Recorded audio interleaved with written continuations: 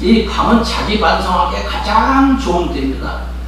밤에 자리에 누우면 그냥 자빠져가지고 말이죠. 코골기 바쁘지 마시고 하루 일과를 한번 생각해 보세요. 무슨 일 했는지 반성을 해요. 감사할 게 무엇인지 감사의 조건을 찾아보라는 거예요. 저는 일단 저는 이제 하루 왼종일 뭐 엄청나게 돌아다니 이제 일을 하니까 뭐 최 목사님은 나보다 더 하지만 이 잠자리를 어떻게 하냐 하면 딱 잠자서 가지고 탁 떨어져요. 침대에 그냥 들어눕는 것이 아니라 그야말로 2분만로만 하면 자빠져 버립니다. 네. 근데 그렇게 하면서 하나님 감사한 천만 하나님 감사합니다. 오늘도 하루를 무사히 보내게 하시고 건강하셔서 이 하루 동안 내 일을 잘 감당케 하시고 감사할 일들이 얼마나 많아요. 그리고 우리가 숨을 못 쉬면 어떻게 되는지 죽어요. 그런데 숨을 쉴 수 있도록 해주시고 네? 감당케 하시고 일을 감당할 수 있도록 네? 건강도 주시고 브라질에서부터 여기까지 오는데요. 비행기만 24시간을 탑니다. 그러면 이렇게 여기 섰다 저기 섰다 하면 한 40시간 걸릴 때도 있어요. 보통 30시간. 최 목사님 브라질 오셔가지고 그냥 배탈 나가지고 말이지. 그 맛있는 고기도 잘 못 먹고 고기 별로 좋아하지도 않지만 말이죠.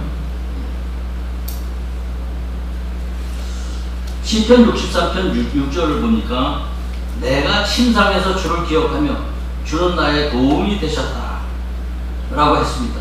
이 밤에는 깊은 명상 속에서 주님을 기억하는 그 기도의 시간임을 말합니다. 그냥 자빠지면 그냥 잠자기에 정신이 없으면 안 돼요. 우리 죽으면 얼마든지 자요. 코가 삐뚤어지도록 자요. 그래서 그 시간에 우리는 어떤 자세를 취하든지 상관이 없어요. 꼭 무릎만 꿇어야 되는 건 아니에요. 들어놓아서도 하나님께 감사기도 찬양하고 그리고 우리의 계획을 하나님께 아뢰고 잘못한 거 용서받고 하는 기도의 시간이어야 돼요. 누가복음 6장 12절을 보니까 예수께서 기도하시러 산에 가서 밤을 맞도록 하나님께 기도하신 기사가 있습니다. 이 밤은 깊은 기도 가운데 헌신을 다짐하는 그런 다짐하며 결심하기에 가장 적당한 그런 시기이기도 합니다. 그런데 이 밤에 야곱은 새벽까지 혼자 있었어요. 혼자 있을 때 조심해야 될 게 있어요. 바로 죄에 빠질 가능성이 많습니다. 이게 혼자 있을 때 우리는 하나님을 만나기도 하지만 죄에 빠질 가능성이 있어요. 하와가 혼자 있을 때 사탄의 꾀임에 넘어갔습니다. 그래서 오늘날까지 그 죄가 이렇게 전가돼서 우리는 죄인입니다. 우리가 왜 죄인이야? 나는 나쁜 짓도 안 하고 말이야. 근데 그 죄, 아담과 하와는 인류의 대표였기 때문에 그 대표가 지은 죄, 대통령이 잘못하면 누가 고생합니까? 우리가 고생해요. 아버지가 잘못하면 자식들이 고생해요. 네. 마찬가지로 인류의 대표로 지은 죄가 우리에게까지 전가돼서 그래서 우리는 죄인이다 고백하고 그 죄를 용서받기 위해서 하나님께 기도하고 그러는 거예요. 다윗은 혼자 있을 때 우리아를 범하는 죄에 빠졌습니다. 반면 고독할 때 성령님의 은혜로 내 자신을 발견할 수도 있고 하나님과 깊은 교제를 나눌 수도 있음을 우리는 기억해야 합니다. 홀로 있을 때 인간은 자아를 발견할 수 있고 하나님과 더불어 깊은 교제를 나눌 수 있습니다. 본문 22절을 보니까 밤에 일어나 야곱은 홀로 남았다니 라고 했습니다. 인적이 없는 곳, 세상에 제가 그 신학교 처음 시작할 때요, 그때는 우리 학교 주위에 집들이 없었어요. 그러니까 밤이 되면요, 내가 불을 안 켜면 깜깜해가지고 바로 코앞도 안 보여요. 그런데 혼자 있어 보세요. 그래서 혼자 고추장하고, 제가 음식 중에서 고추장 반찬을 제일 싫어해요. 고추장 하나 넣고서 밥을 먹는 그 생각을 한번 해보세요. 정말 제가 이렇게 보이기는 그렇게 불쌍해 보이지 않잖아요. 근데 내가 이것이 문제예요. 그래서 선교를 따라 주는 사람이 없어요. 이 목사는 부자이기 때문에, 물론 부자죠. 하나님 아버지가 부자지. 부자니까. 그리고 우리 아들도 목사는 나도 아들 목사니까 부자 목사. 이렇게 저는 얘기를 합니다. 그 사방을 분별할 수 없는 그런 캄캄한 밤에 혼자 남아가지고 있는 그 야곱은 얼마나 외롭고 처절했겠습니까? 대화할 사람, 하다못해 대화할 사람이라도 있으면 말이지, 서로 주고받고 하는데 이거는 밥하고 대화를 하고 숲으로 대화를 하고 이상한 짓 하고 있고, 동청할 사람도 없고 의논할 사람도 없고 얼굴 쳐다볼 사람도 없는 그런 고독 속에서 야곱은 찾아오신 하나님을 만나게 됩니다.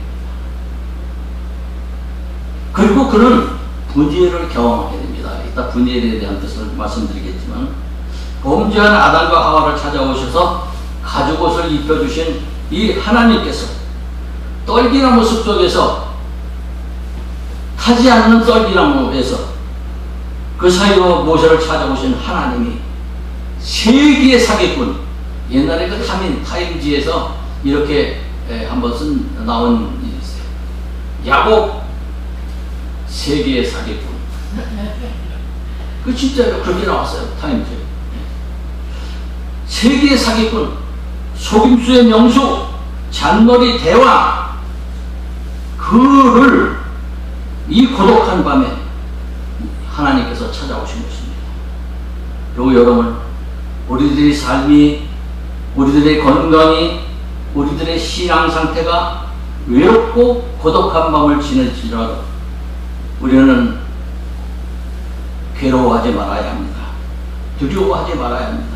한탄하지도 말고 실망하거나 좌절하지도 말아야 됩니다. 왜냐하면 바로 그 밤에 내 곁에 찾아오신 하나님을 만날 수 있는 절호의 찬스이기 때문입니다. 너희가 다 흩어졌으나 내가 혼자 있는 것이 아니요 아버지께서 나와 함께 계시느니라고 요한복음 16장에 말씀하셨습니다. 예수님께서도 바쁜 공생애 동안에 일부러 한적한 곳을 찾아가셔서 고독한 밤을 지내시면서 하나님 아버지와 깊은 교제를 나눴음을 우리는 성경을 통해서 잘 알고 있습니다. 야곱의 밤은 고독한 밤이었습니다. 이 고독한 시간에 이때가 바로 하나님을 만날 수 있는 시간임을 기억하시기 바랍니다. 두 번째로 야곱의 밤은 전투의 밤이었습니다. 24절을 보니까 하나님은 어떤 사람과 씨름을 시작했다고 했습니다. 근데 이 씨름은 한국말로 씨름이지 사실은 레슬링이에요. 요새 말하는 UFC, 그냥 치고받고 뭐 코피 나고 뭐가 부러지고 하는 그런 싸움이에요. 야곱은 밤이 새도록 어떤 사람과 싸움을 했는데 한밤중에 시작해서 새벽까지 동이 틀 때까지 싸움을 했어요. 최소한 6시간 동안 치고받고 한 거예요. 이 과정에서 야곱은 허벅지 관절, 옛날 성경에는 환두뼈라고 그랬는데 이 허벅지 관절이 맞습니다. 그게 탈구되면서 싸움의 상대가 누군지가 그때 눈이 뜹, 영적인 눈이 뜹니다. 그래서 싸움의 상대가 어떤 사람이 아니라 하나님임을 깨닫게 됩니다. 다시 말하면 분이엘이라는 뜻은 하나님의 얼굴이라는 이런 뜻이에요. 하나님의 분이엘을 경험하게 됩니다. 허벅지 관절이 탈구되기 이전에 야곱은 자기의 모든 지혜, 모든 육적인 방법을 총동원해서 당면한 문제를 풀어가려고 노력하고 힘썼지만 그 문제는 점점 더 헝클어진 실타래처럼 풀어지지 않고 오히려 두려움만 더했습니다. 야곱은 자신의 지혜와 지식과 재주와 경험 그리고 재력 심지어는 가족들까지 동원하였지만은 문제는 조금 더 해결하지 않고 그리고 몸을 지탱해주는 허벅지 관절만 상하는 그런 결과를 낳았던 것입니다. 이때의 싸움, 우리는 이게 어떤 사람과의 싸움이라 하지만 실제적으로는 자기 자신과의 싸움이에요. 그래서 야곱은 자기의 육적인 방법을 집어던지게 됩니다. 이 허벅지 관절은 내 걱정, 어떤 의미에서는 내 걱정이요, 내 방법이요, 내 수단이요, 또 내 지혜고, 내 능력이고, 내 지식이고, 내 재물이고, 내가 갖고 있는 이기적인 생각일 수도 있고, 내 아집도 있을 수도 있고, 잘못된 관념, 그리고 하나님 중심적이 아닌 모든 것을 상징한다고 할 수가 있습니다. 하나님께서는 바로 그것을 상하게 한 것입니다. 죄로 인해서 우리의 성품은 하나님을 거역할 뿐만이 아니라 성령의 인도하심을 거절하고 사탄의 앞잡이로서 그 활동에 발판이 될 때가 많이 있습니다. 그럼에도 불구하고 하나님께서는 우리를 사랑하셔서 때로는 물질의 환도표를 상하게 하시기도 하고, 때로는 건강의 환도표를, 또 때로는 지식의 허벅지 관절을 상하게 하시기도 하고, 우리가 하나님보다 더 믿고 의지하고 사랑하는 것들을 꺾으셔서 우리로 하여금 하나님을 만나게 하시고 우리로 영적인 사람이 되게 하실 때가 너무나도 많습니다. 야곱의 허벅지 관절이 어긋나듯이 자아가 완전히 깨어질 때 우리의 영안이 열리게 되고, 그리고 내가 상대했던 모든 세상적인 방법을 깨닫게 되고 하나님의 얼굴을 뵙게 되는 것입니다. 바로 야곱의 이 밤은 전투의 밤이었습니다. 우리도 이 전투의 밤에 자신 안에 갖고 있는 세상적인 요소들을 꺾어버리고 하나님을 만나는 축복이 있기를 소원합니다. 세 번째로 야곱의 밤은 기도의 밤이었습니다. 찬송가에 이런 찬송이 있죠. 내 기도하는 그 시간 그때가 가장 즐겁다. 우리는 기도하는 그 시간이 아주 즐거워야 돼요. 본문 9절로 12절 보면은 궁지에 모인 야곱이 심히 두렵고 답답함을 하나님께 아뢰는 모습을 보게 됩니다. 인간의 끝은 하나님의 시작입니다. 인간의 절망은 하나님의 기회입니다. 인간의 궁지는 하나님과 통하는 좋은 기회이고, 인간적인 진퇴의 양난은 하나님을 만나고 하나님의 역사를 체험하는 절호의 찬스이기도 합니다. 우리가 주님 앞에 죄인임을 고백할 때에 용서하여 주심같이 내 자신의 무능을 고백하고 전폭적으로 주님을 의지할 때에 우리 주님은 그제서 역사하실 수 있는 것입니다. 물에 빠진 베드로같이 바다 속에 휩쓸린 제자들같이 주여 나를 구원해 주옵소서. 우리가 죽게 되었다라고 고백할 때 하나님의 긍휼의 손길이 우리에게 뻗쳐진다는 사실입니다. 오늘날 우리의 기도가 참으로 겸손한 기도가 되어서 오 주여 내가 죽게 되었다라고 하는, 그리고 나를 건져주소서라고 외치는 기도가 되어야 하고, 이러한 기도에 주님은 따뜻한 긍휼의 손길을 허락하실 것입니다. 제가 브라질에 처음 갔을 때는 뉴욕에서 살고 있다가 나름대로 뉴욕의 재력가라고 소위 말하는 재력가 그랬는데, 잔량 선교하러 간다고 이렇게 딱 폼 잡고 어디에 누구한테 후원도 받지도 않고 한 10년 하니까요, 돈 떨어져, 신발 떨어져, 뭐 다 떨어지더라고요. 옛날에 6.25 사전 때 어느 꽁둥이가 우리 집 앞에서 말이죠, 돈 떨어져, 신발 떨어져, 가족마저 떨어져, 그러면서 노래 부르면서 가더라고요.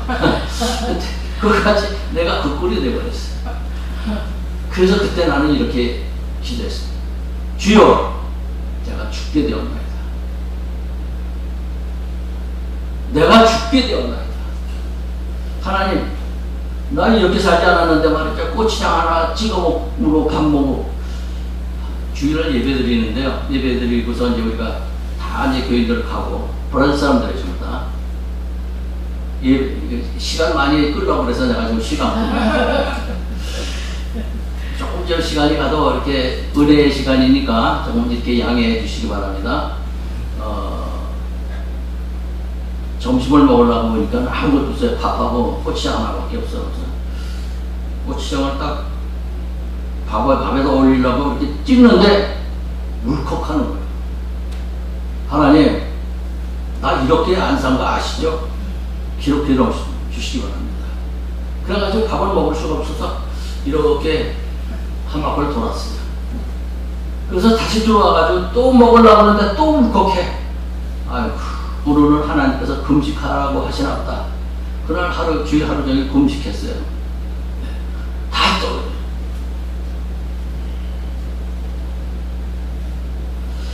위기에 처한 야곱이 자신의 목숨을 내건 싸움을 하듯이 우리도 우리의 영적인 생명을 위해서 고독한 밤과 전투의 밤과 어두운 밤을 위해서 목숨을 내건 결사적인 기도를 드릴 때 하나님을 만나게 돼요.